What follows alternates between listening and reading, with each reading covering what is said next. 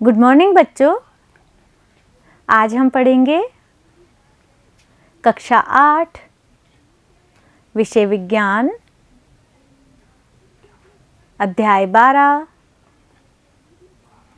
घर्षण भाग 1। मेरा नाम निशी अरोड़ा है और मेरे साथ हैं रामस्वरूप कुमार।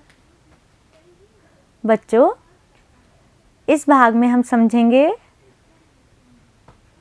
कि घर्षण क्या होता है, घर्षण बल कितने प्रकार के होते हैं और घर्षण से क्या लाभ व हानियां हैं।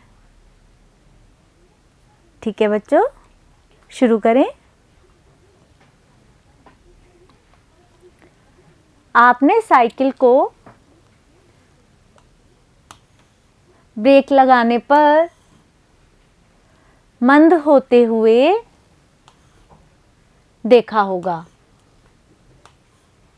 बच्चों, जब तुम साइकिल चलाते हो, ब्रेक लगाते हो तो यह धीरे हो जाती है। बच्चों, जब तुम साइकिल चलाते हो और ब्रेक लगाते हो तो ब्रेक लगाने से इसकी गति कम हो जाती है। फर्श पर लुढ़कती गेंद भी कुछ समय के पश्चात रुक जाती है। आपने ये भी देखा होगा कि जब आप किसी गेंद को जमीन पर फेंकते हो तो कुछ समय के बाद लुढ़कते हुए यह अपने आप बंद हो जाती है। पहले यह धीरे होती है, फिर रुक जाती है। ऐसा क्यों होता है? घर्षण के कारण। कोई भी वस्तु जो किसी अन्य वस्तु के पृष्ठ पर गति कर रही होती है, उस स्थिति में भी मंद हो जाती है जब उस पर कोई बाहरी बल न लगाया जाए। तो बच्चों, अभी आपने चित्र में देखा था ना कि साइकिल में ब्रेक लगाने पर वो धीरे हुई और गेंद को लुढ़काने पर वो अपने आप रुक गई। उस पर कोई बाह्य बल नहीं लगाया गया।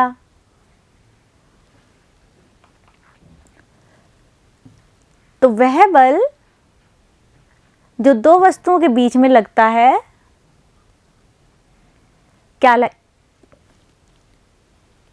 तो वह बल जो दो वस्तुओं के बीच में लगता है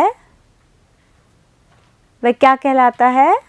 एक मिनट, दो वस्तुओं नहीं, दो सतह के बीच में, दो वस्तुओं के बीच में भी लिख सकते हैं, है ना? हाँ? तो वह बल जो दो वस्तुओं के मध्य लगता है उसे घर्षण बल कहते हैं। घर्षण बल संपर्क में रखी दो वस्तुओं के मध्य एक प्रकार का बल कार्य करता है जो गति करने में वस्तु का विरोध करता है। यह बल ही घर्षण बल कहलाता है। ठीक है बच्चों, अब आप समझ गए कि घर्षण बल क्या होता है। दो वस्तुओं के बीच में जो बल कार्य करता है जो उसकी गति को विरोध करता है, गति को कम करता है, वह बल घर्षण बल कहलाता है। ठीक है बच्चों। घर्षण बल के प्रकार। घर्षण बल 3 प्रकार के होते हैं। स्थैतिक घर्षण बल, सर्पी घर्षण बल, लौटनिक घर्षण बल। अब हम समझेंगे कि स्थैतिक घर्षण बल क्या होता है। जब कोई वस्तु स्थिर अवस्था में हो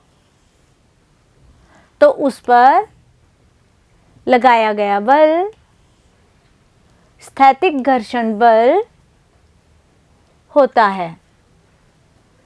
चित्र में देख रहे हो बच्चे?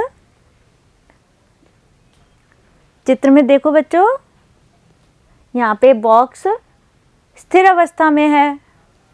यह बच्चा इस पर बल लगा रहा है, तो उस पर लगाया गया बल स्थैतिक घर्षण बल होता है।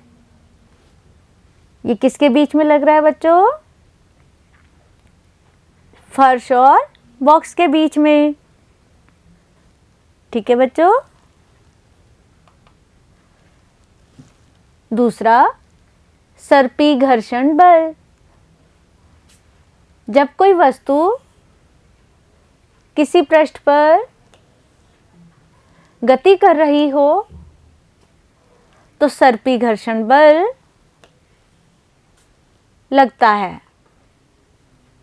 बच्चों, जब वस्तुएं गति कर रही होती है तो उनके बीच में जो बल लगता है वह सर्पी घर्षण बल कहलाता है। लौटनिक घर्षण बल। जब कोई वस्तु किसी पृष्ठ पर लुढ़क रही हो तो लौटनिक घर्षण बल लगता है। ठीक है बच्चों। स्थिर अवस्था में स्थैतिक घर्षण बल, गति अवस्था में सर्पी घर्षण बल, और जब कोई वस्तु लुढ़कती है तो लौटनिक घर्षण बल लगता है। आगे बढ़े। घर्षण से लाभ।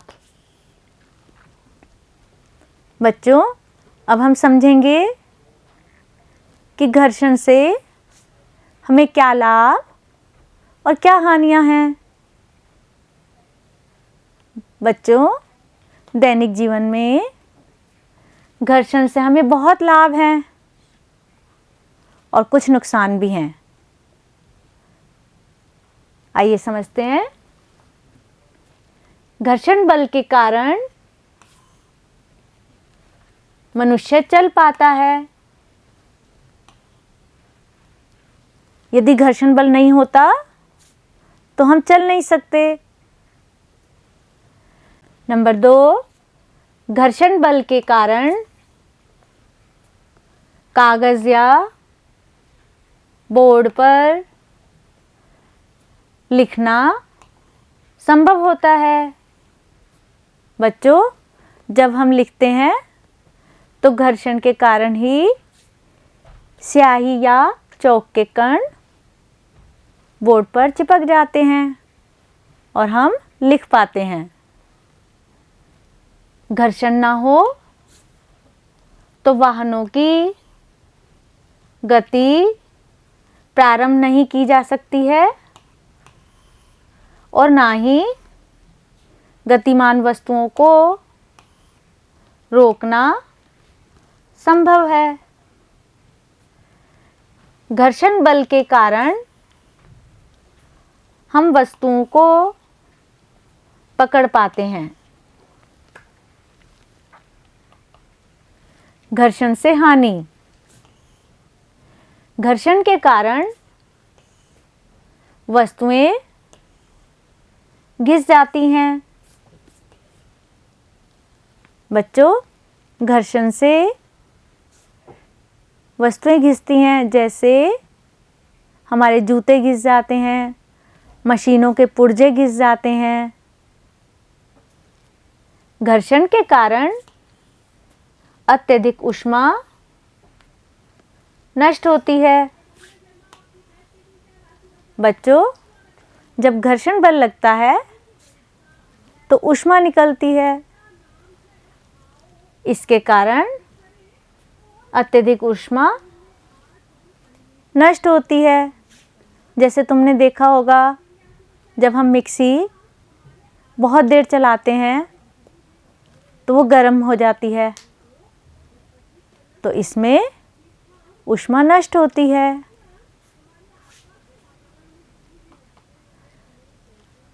बच्चों, अब हम समझेंगे कि घर्षण को क्यों बढ़ाया जाता है। घर्षण बढ़ाना, जूतों की तली खांचेदार बनाई जाती है ताकि जूतों की फर्श से पकड़ बनी रहे। बच्चों, तुमने देखा होगा कि जूते खांचेदार बनाए जाते हैं। इससे जूतों की फर्श से पकड़ अच्छी बनी रहती है, घर्षण बल बढ़ जाता है। जब बच्चे खेलते हैं, भागते हैं, तो फिसलने का डर नहीं रहता।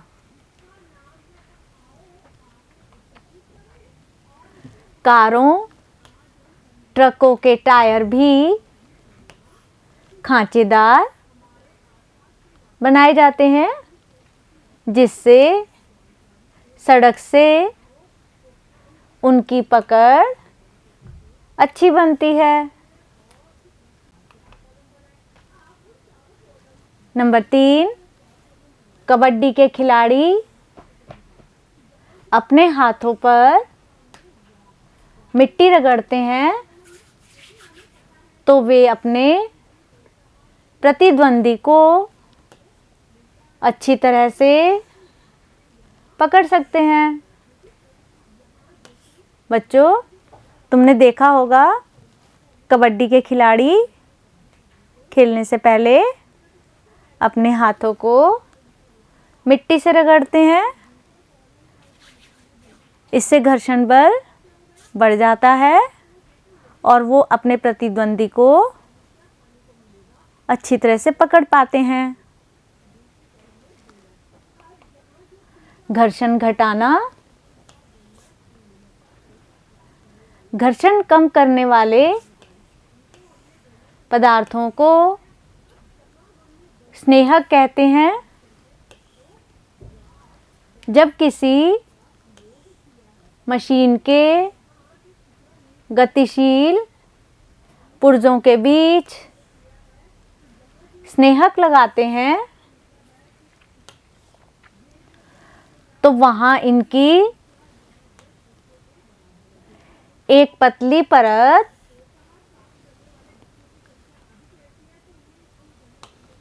बन जाती है। वे एक दूसरे को रगड़ नहीं पाते और घर्षण कम हो जाता है।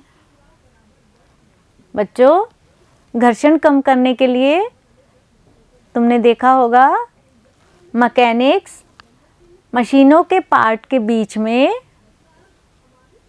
स्नेहक लगाते हैं, जिससे इन दोनों के बीच में एक पतली परत बन जाती है।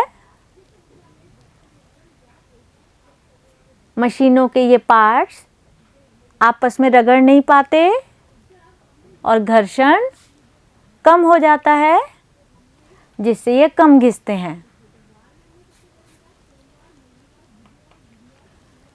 दरवाजों के कब्जों में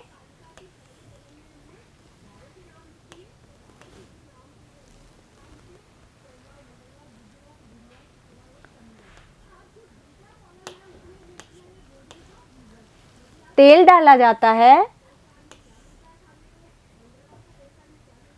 ताकि इनके बीच में घर्षण कम हो। कैरम बोर्ड पर महीन पाउडर छिड़का जाता है। पाउडर छिड़कने से घर्षण बल कम हो जाता है और हम अच्छी तरह से खेल पाते हैं। तरल घर्षण बल। बच्चों, अब हम समझेंगे कि तरल घर्षण बल क्या होता है। जब वस्तुएं किसी तरल में गति करती हैं तो तरल द्वारा वस्तुओं पर घर्षण बल लगाया जाता है। उसे तरल घर्षण कहते हैं। इसे कर्षण बल भी कहते हैं। बच्चों, तरल घर्षण बल का ही दूसरा नाम कर्षण बल है। ठीक है बच्चों। घर्षण बल वस्तु की आकृति तथा तरल की प्रकृति पर भी निर्भर करता है। घर्षण बल कम करने के लिए वस्तुओं को विशिष्ट आकृति दी जाती है, जैसे वायुयान की आकृति, वाहनों के डिजाइन। तुमने देखा होगा ना, वायुयान की आकृति कैसी होती है? नुकीली होती है आगे से। ये आकृति ऐसी क्यों बनाई जाती है? ताकि घर्षण बल कम हो सके और उड़ाने में आसानी हो। ठीक है बच्चों। तो अब अपना एक मिनट।